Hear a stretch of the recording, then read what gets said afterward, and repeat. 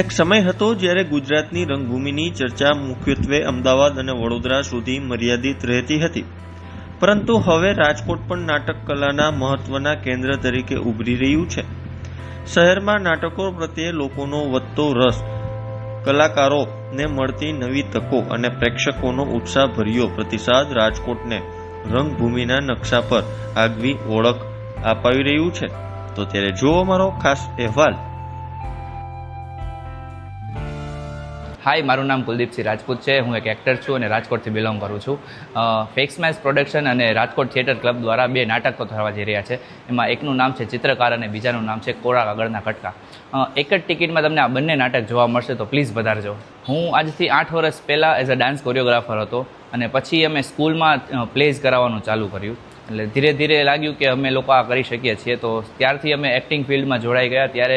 ત્યારે વધારે ડિજિટલમાં અમે હતા કે શોર્ટ ફિલ્મ્સ છે, વેબ સિરીઝ છે, એ બધી વસ્તુ વધારે કરતા. ધીમે ધીમે ખબર પડી કે રાજકોટમાં પહેલાં એવું હતું કે નાટકોને એટલું બધું પ્રોત્સાહન નહોતું મળતું, પણ ધીમે ધીમે પ્રોડક્શન્સ નવા આવ્યા અને જાહેરાતો થવા માંડી. પછી એવું થયું કે હવે રાજકોટમાં થિયેટર ક્લબ છે, તો આપણે થિયેટર જોઈન કરીએ અને અહીંયા પણ થોડું કામ કરીએ, કે જે અમદાવાદમાં એમાં બહુ વર્ષોથી થઈ રહ્યું હતું.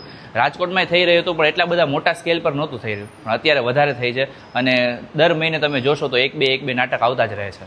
અમદાવાદમાં મેં 2 હોલિવૂડ ફિલ્મ્સ કરેલી છે, જેમાં હું એઝ અ અસિસ્ટન્ટ હતો, અને એકનું નામ એક્સટ્રેક્શન છે, જે તમે લોકો નેટફ્લિક્સ ઉપર જોયેલું જ હશે.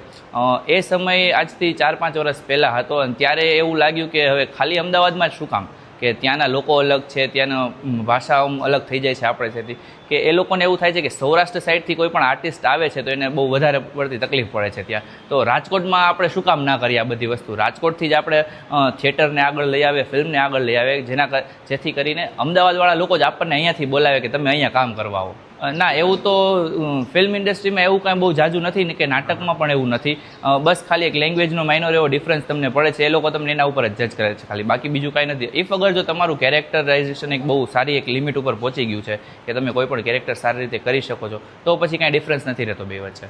કલ્ચર વાઇઝ તમે જુઓ તો બધી જગ્યાએ નાટકો વધારે થવા માંડ્યા છે. લોકો ફિલ્મ સાઇડથી નાટકોમાં પણ આવી રહ્યા છે, કે એવું વિચારે છે કે હવે અમે જે 300-350 રૂપિયાની ટિકિટ દઈને અમે ફિલ્મ જોવા જઈએ છીએ 2 કલાક 2.5 કલાક રાઉન્ડની, એવી જ રીતે હવે લોકો એવું વિચારે છે કે હવે નાટકો જોવા પણ જવું જોઈએ અને નાટકોને પણ પ્રોત્સાહન આપવું જોઈએ. જેમ કે તમે અત્યારે નવા યુવાનોને જોશો કે એ લોકો પોતાની જાતે મહેનત કરીને પોતાના નાટકો લાવે છે, કોઈ પણ પ્રોડક્શન હાઉસ વગર, પોતાના પૈસા ખર્ચીને. એ લોકો એવું કરે છે કે કલાને થોડુંક પ્રોત્સાહન વધારે આપે છે. એ લોકો કમાવાની એ દ્રષ્ટિએ કે એવું કંઈ નાટક નથી કરતા, બસ એમને શીખવું છે ને થોડુંક આગળ કામ કરવું છે. મારી ઈચ્છા તો નાટકો કરવાની છે, ફિલ્મ કરવાની છે, as an actor, as a director, આટલી ઈચ્છા છે આપણી તો.